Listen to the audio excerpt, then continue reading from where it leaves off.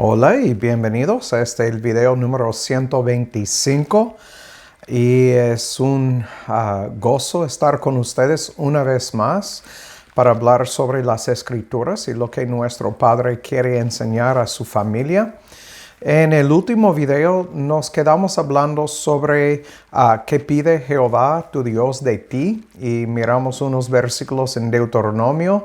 Y quiero empezar por donde terminamos, por leer el comentario del púlpito sobre ágape y la verdadera religión. Y dice en este comentario, así como la verdadera religión consiste en ágape, y quiero recordarles que en 1 de Juan 5:3 nos dice exactamente lo que es ágape. Es guardar los mandamientos de Dios, en esencia es obedecer. Y como la palabra Shama en el Antiguo Testamento.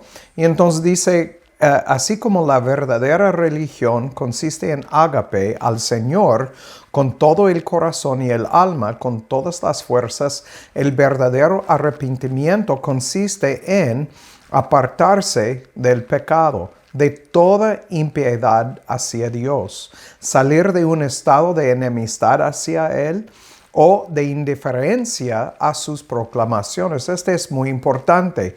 Entonces quiere decir que al leer su palabra, que la miramos y la ponemos en práctica. Este es obedecer, no es buscar pretextos y excusas por no seguir su palabra. Es poner en práctica las cosas que nos manda en el antiguo pacto y en el nuevo pacto y vivir en acuerdo con nuestro Padre y su palabra. Y entonces, y siguen diciendo, a un estado de honrarlo, reverenciarlo y servirlo inteligentemente. Otra vez, este es Shama.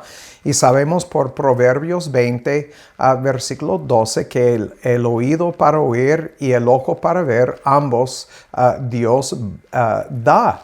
Entonces, miramos que cuando hablamos de estas cosas, otra vez estamos hablando de obediencia. Y dice que debemos servirlo inteligentemente y sinceramente, pensando en Él con una actitud correcta, como miramos en Romanos 12, versículo 2, un cambio de nuestra forma de pensar, dejar de pensar como otros gentiles y pensar bíblicamente, adorando su santidad, deleitándose en Él como el único bien y dándole el honor que le corresponde y haciendo su voluntad desde un corazón contrito y humilde. Y quiero recordarles de lo que nos dicen en las Escrituras, en Miqueas capítulo 6, el versículo 8. Tal vez algunos han cantado este versículo como un himno. Y dice, oh hombre, Él te ha declarado lo que es bueno y que pide Jehová de ti. Solamente hacer justicia, amar misericordia y caminar humildemente con tu Dios. Entonces, obviamente, todo habla de obediencia. Y este es algo que, obviamente, cuando leemos el antiguo pacto, miramos que Israel hizo un pacto con Dios de andar en acuerdo con su palabra, pero hicieron el opuesto. Andaron en pos de otros dioses. Y esta es la razón que fueron echados de la presencia de Dios en el sentido de un castigo fuerte cuando fueron llevados a Siria y a Babilonia. Entonces, y las cosas que su Dios dijo, Jehová, dijo a ellos que iba a castigarlos. Cuando leemos en Levítico 26, por ejemplo, o Deuteronomios 18, los versículos 15 y adelante, miramos que hay consecuencias por la desobediencia. Pero también, como hemos visto ya por mucho tiempo, hemos visto que el hombre que no tiene un corazón regenerado por Dios solamente va a desobedecer. Entonces, Dios tiene que regenerar el corazón para que el hombre obedece su palabra. Entonces, vamos a dar inicio y vamos a seguir hablando. Tengo unos últimos pensamientos en cuanto al versículo 4 de Malaquías capítulo 1. Entonces, vamos a hablar con nuestro Padre. Padre, gracias por darnos esta oportunidad de estar juntos y ver tu palabra, leer tu palabra y también, Padre, para analizarla y empezar a ver cómo se aplica a nuestras vidas hoy en día en la época 21, donde todo el mundo anda pues cabeza para abajo y pues que anda en rebelión, Padre.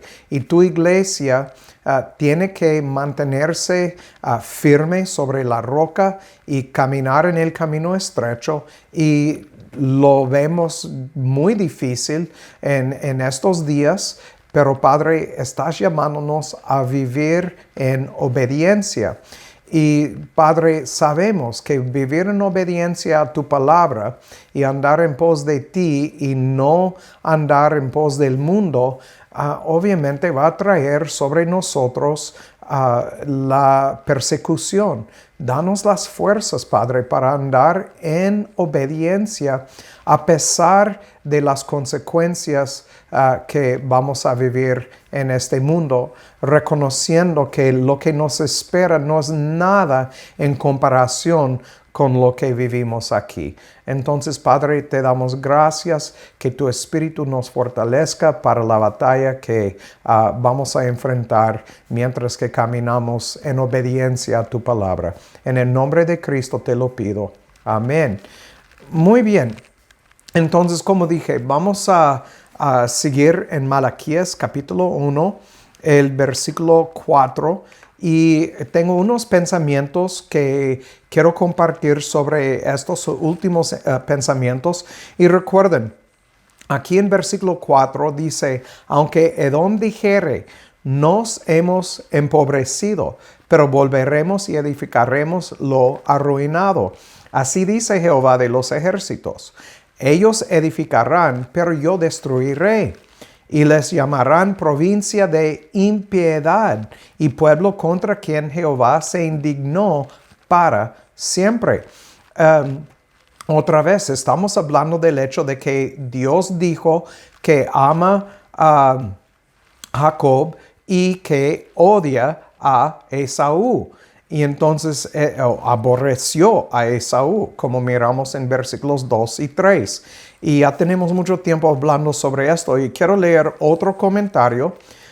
Y la razón que leo estos comentarios es para mostrarles que muchos de los que hacen comentarios o hicieron comentarios, porque son de la época 19 y algunos de antes de esto, que las cosas que predicamos aquí no las predicamos en un vacío. Este es como la iglesia antigua o los eruditos antiguos miraron las escrituras. Es la iglesia moderna que anda en apostasía, que se ha alejado de la verdad de las escrituras. Entonces, quiero leer este comentario de la exposición bíblica sobre el Antiguo Testamento. Dice: los orgullosos edomitas se jactaban de que pronto tendrían su tierra en buena forma, pero Dios tenía otros planes. Llamó a Edom provincia de impiedad, como un título. Este fue el título, provincia de impiedad. Pero a Israel llamó la tierra santa.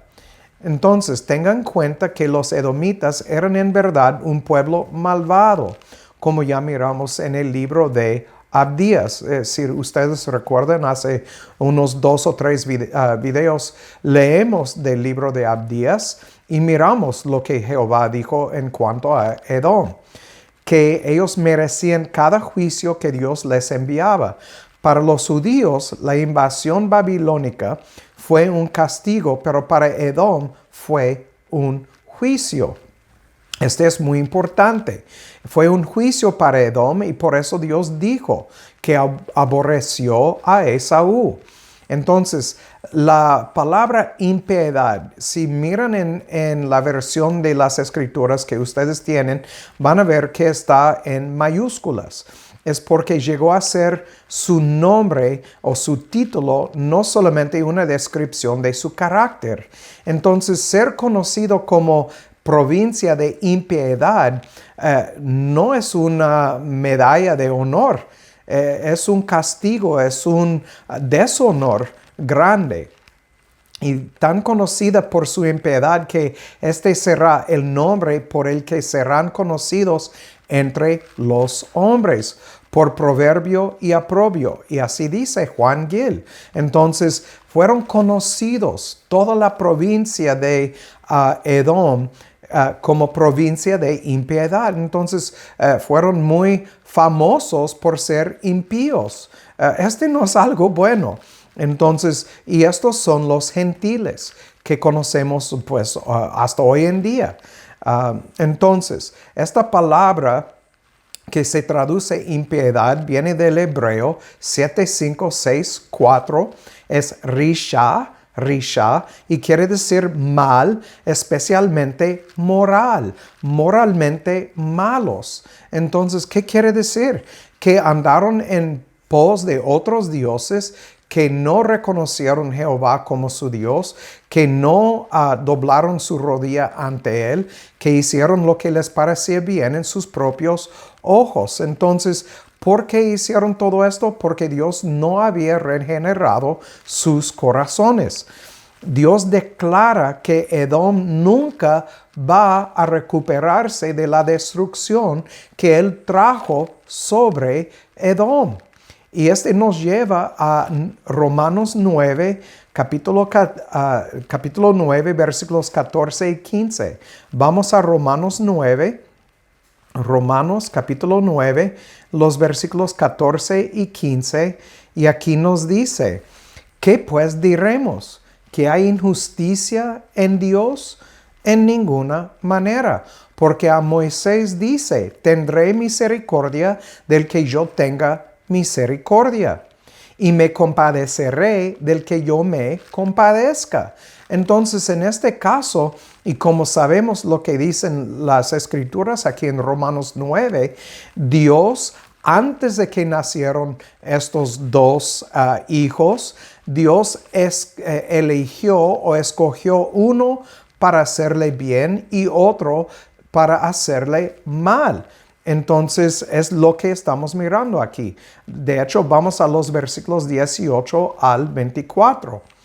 De manera que del que quiere tiene misericordia, y al que quiere endurece. Me dirás entonces, ¿por qué pues inculpa? Porque ¿quién ha resistido a su voluntad? Versículo 20. Mas antes, oh hombre, ¿quién eres tú para que alterques contra Dios? Dirá lo formado al que lo formó, ¿por qué me has hecho así? ¿O no tiene potestad el alfarero sobre el barro para hacer de la misma masa un vaso para honra y otro para deshonra? Y este es lo que miramos entre Jacob y Esaú. Y entonces, ¿quiénes somos nosotros a decirle a Dios, tú eres injusto? La verdad, Dios no es injusto. Él debe de matar a cada hombre, cada individuo. El hecho de que ha escogido un remanente muestra su misericordia y su gracia, porque todos merecen la muerte, como Pablo nos dice en este libro de Romanos. Y entonces, versículo 22. Y que si Dios, queriendo mostrar su ira y hacer notario su poder, soportó con mucha paciencia los vasos de ira preparados para la destrucción. Notan, fueron preparados para la destrucción. Esto lo hemos visto en el libro de Apocalipsis, cuando hablamos de los libros, que hay nombres en los libros, plural, que fueron escritos en estos libros desde la fundación del mundo. Entonces, versículo 23. y para hacer notorias las riquezas de su gloria para con los vasos de misericordia que Él preparó de antemano para gloria. Este habla de la elección, de predestinación. Noten lo que dice. Él preparó de antemano para gloria, a los cuales también ha llamado aún a nosotros, no solo de los judíos, sino también de los gentiles. Entonces, obviamente tiene que ver con Juan capítulo 10 también, donde Cristo dijo que tiene ovejas en dos rediles, ovejas gentiles, ovejas judíos, y va a juntar todas las ovejas en un solo redil. Y entonces Pablo aquí diciendo lo mismo que Juan, que no solo de los judíos, sino también de los gentiles. Versículo 25, como también en Oseas dice, llamaré pueblo mío al que no era mi pueblo y a lo no amada, amada. Entonces, miramos que fue el plan de Dios desde el principio, tener un grupo de personas, un remanente, guardar este remanente hasta el fin para estar con Él para toda la eternidad. Y hay otro grupo, la mayoría, que andan en el camino espacioso que van a la destrucción. Este es su plan. Y Pablo repitiendo aquí lo que Pablo dijo. ¿Y quién eres tú, hombre? Más antes, oh hombre, ¿quién eres tú para que alterques contra Dios? Dirá lo formado al que lo formó, ¿por qué me has hecho así? Y entonces tenemos que tomar la palabra de Dios tal como es. Y cuando muchos me escriben diciendo, pero muchos versículos hablan de libre albedrío. Dentro del contexto del total de la Biblia, libre albedrío no existe. Sí se puede sacar un versículo y formar una doctrina, pero este versículo está en un contexto y los contextos dentro de todo el contexto de la Biblia, desde el Antiguo Testamento, Génesis, hasta el Nuevo Testamento en Apocalipsis. No se puede sacar un versículo del total de las Escrituras. Entonces, lo que escribió Pablo fue afirmado, o mejor dicho, Pablo afirma lo que está dicho en Jeremías 25. De hecho, vamos a Jeremías capítulo 25 y vamos a ver el versículo 9 y 21. 25, versículo 9 nos dice, he aquí yo enviaré y tomaré todas las familias del norte, dice Jehová, y a Nabucodonosor, rey de Babilonia, mi siervo, y los traeré contra esta tierra y contra sus moradores y contra todas estas naciones en derredor. Y los destruiré y los pondré por espanto y por escarnio y por perpetua desolación. Y vamos a brincar al versículo 21. Versículo 21. Y miramos aquí que Dios va a destruir. Tiene que, porque es su palabra y Él dio su palabra y va a guardar su palabra. Y dice en 21, Él está hablando a Edom, Moab y los hijos de Amón. Entonces Pablo está afirmando lo que fue escrito aquí en Jeremías 25, versículo 9 y 21, y pueden leer todo en su contexto. Pablo afirmando en el libro de Romanos lo que fue escrito aquí, que Dios eligió a un pueblo de Jacob para honra y otro, los gentiles, Edom, para deshonra. Y si Él quiere aborrecer a Esaú y amar a Jacob, entonces, ¿cuál es el milagro más grande? El hecho de que amó a alguien, porque todos merecemos la muerte. Entonces, muestra su misericordia y su gracia. En acuerdo con su palabra, no olviden, lo miramos en Deuteronomio 7, que Él hizo una promesa a Abraham y está guardando su promesa. Quiero leer otro comentario sobre esto, Kehl y Delitzsch, Y ellos dicen, la llamaron territorio de impiedad, en referencia a Malaquías capítulo 1, versículo 4. Territorio de impiedad, en la medida en que verán la devastación permanente y el fracaso de todo intento por parte de la nación de levantarse de nuevo, como una prueba práctica de que la ira de Dios está descansando para siempre sobre el pueblo y la tierra a causa de los pecados de Edom. Entonces, cuando Dios dice para siempre, este es para siempre. Y otra vez, repito, todos merecemos la muerte, pero Dios en su misericordia y de acuerdo con su promesa a Abraham, mostró ágape a un grupo escogido desde la fundación del mundo. No porque es un grupo mejor, no porque es un grupo grande, no porque es menos pecaminoso, no, es solo porque Él es misericordioso y fiel a sus promesas. Y volvemos a Romanos 9. En Romanos 9, 27 y 28, vamos a leer 27 al 29, dice aquí, también Isaías clama tocante a Israel, aunque el número de los hijos de Israel sea como la arena del mar, un remanente será salvo.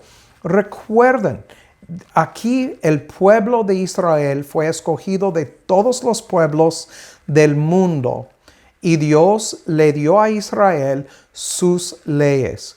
Pero de Israel solamente escogió un remanente para ser salvo. Y este remanente son los elegidos. Y la palabra nos muestra que los elegidos son los que reciben la regeneración de sus corazones, porque Dios va a hacer nacer sus propios hijos, como hemos visto Romanos 9, 16, Juan capítulo 1, versículos 12 y 13 lo dicen bien claro, entre otros versículos, que Dios va a hacer nacer sus propios hijos. Y notamos que en Israel solamente un remanente. Esta es la eclesía. No está hablando de salvar a cada individuo. No ofreció su salvación a todo el mundo en el sentido de cada individuo. Ofreció salvación a más razas o más etnos, como dice en el Nuevo Testamento, más etnos que solamente los hebreos. Este es lo que quiere decir cuando dice que sin excepción de personas. Este no habla de cada individuo, habla de que la salvación no solamente es para los judíos, sino para un grupo de gentiles también, escogidos desde antes o desde la fundación del mundo. Versículo 28 dice, porque Él consumará la obra y la acortará en justicia, porque obra abreviada hará el Señor sobre la tierra. Como antes dijo Isaías, si el Señor de los ejércitos no nos hubiera dejado simiente, como Sodoma habríamos venido a ser, y a Gomorra seríamos semejantes. Entonces, el mundo, como antes del diluvio, el mundo hoy en día merece la muerte. Todos, cada individuo. Y si no fuera por la misericordia de Dios, como dice Pablo aquí, si no nos hubiera dejado simiente, como Sodoma habríamos venido a ser, y a Gomorra seríamos semejantes. ¿Qué quiere decir? Ninguna persona hubiera sobrevivido a todo esto. Entonces, todos merecemos la muerte. Una vez más, probablemente sobre todo es lo más importante de entender cuando leemos sobre Esaú y Jacob, que no es que Jacob era una persona perfecta, era una persona pecaminosa que merecía la muerte también, pero Dios había elegido amar a Jacob y aborrecer a Esaú. Y podemos preguntarnos todo el día el por qué. Pero no importa, es Dios que hizo esta decisión, es Dios el alfarero que va a hacer de la misma masa un vaso para honra y otro para deshonra, para la destrucción, preparados para la destrucción, dice. Y entonces el hombre puede enojarse con la justicia de Jehová, pero no puede actuar contra la justicia de Jehová. Entonces podemos decir todo el día, no me gusta, pero no importa. Es lo que Pablo está diciendo aquí en Romanos 9. No importa lo que el barro piensa o cree. Es porque es Dios que es justo y Dios va a hacer todo lo que Dios desea hacer. Entonces, y miramos, volviendo a Malaquías capítulo 1, y notamos aquí en Malaquías capítulo 1, versículo 4, que dice, así dice Jehová de los ejércitos. Hay algo importante en este título de Jehová, Jehová de los ejércitos. Este es el nombre militar de Jehová, utilizado unos 24 veces aquí en Malaquías y hasta 300 veces en el antiguo pacto. La palabra es Tzavá, es 6635. Habla de una masa de personas o figurativamente cosas, especialmente un grupo organizado para la guerra, un ejército. Entonces, Jehová de los ejércitos, Él es un Dios militar que va a ejercer castigo sobre sus enemigos. Y la palabra se traduce en el español a arma, batalla, campaña, compañía, conflicto, ejército, guerra, marcha, milicia, ministrar, pelear, tropa, vida. Entonces podemos ver que esta palabra habla de tener autoridad y ejercer esta autoridad en una manera militar. Entonces, lo que quiero hablar en el próximo video es el hecho de que la iglesia hoy en día solamente predica que Jehová es un Dios de amor, pero miramos en su palabra que Él es un Dios militar también. Entonces, en el próximo video vamos a seguir hablando sobre este hecho de que Dios es Jehová de los ejércitos y lo que implica. Entonces, por mientras, el que tiene oído para oír, que oiga y que Dios haga su voluntad en sus vidas. Chao.